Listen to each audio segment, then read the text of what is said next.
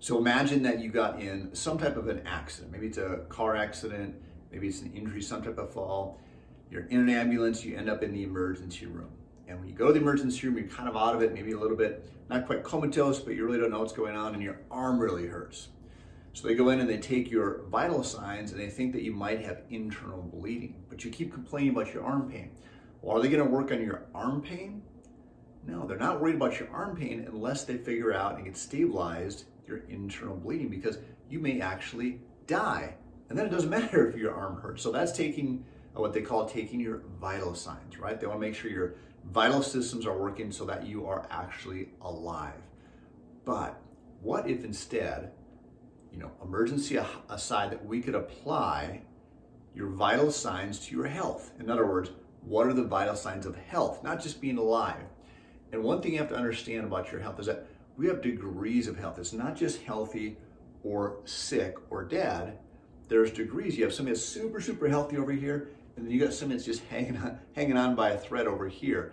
And the further we can move this way, the less likely, I know this is going to sound obvious, but the less likely we are to end up over here. So the healthier you are, the less likely you are to be sick. And the sicker you are, the more likely you are to get more sick and die. So what would be some of the vital signs of health? Well, all of our cells need oxygen.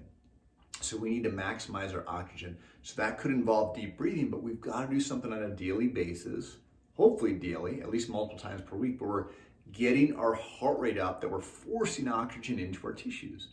Now, that's one place to start. Okay, that'd be oxygen. Then we have nutrition and toxicities, right? So we have the more toxins you have coming into your system, the more competition there is for good nutrition coming in. So we have good nutrition coming in, we want to minimize the toxins. Now, toxins are, unfortunately, in a lot of our food that we eat today, any processed or packaged food is going to have toxins, most likely.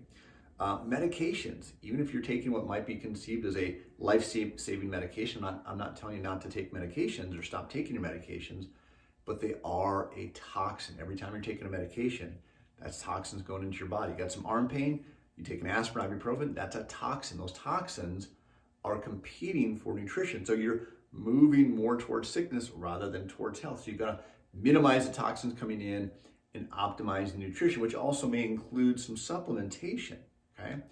Then one of the biggest ones, in my opinion, is maximizing your peace.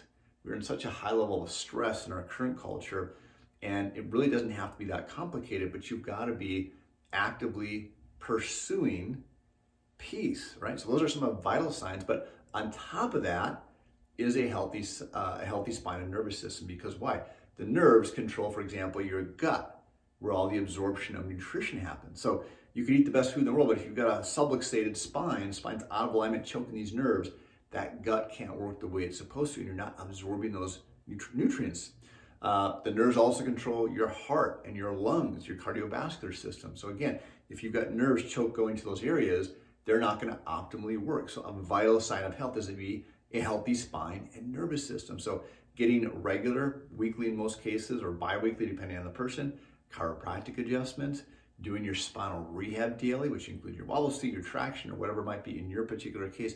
Those are vital signs of health, right? Not of being alive. We all want to be alive, of course, but there's a difference between, again, hanging on a thread or having optimal health to go live the life that you desire. And that's really the biggest thing, is just the healthier you are, the better the quality of your life is. So remember, it's a process. So if you're right now, it's like, well, I'm not doing anything to get my heart rate up, then just start with a 5 or 10 minute walk and then build from there. You don't have to do anything extreme. Just start moving in the right direction.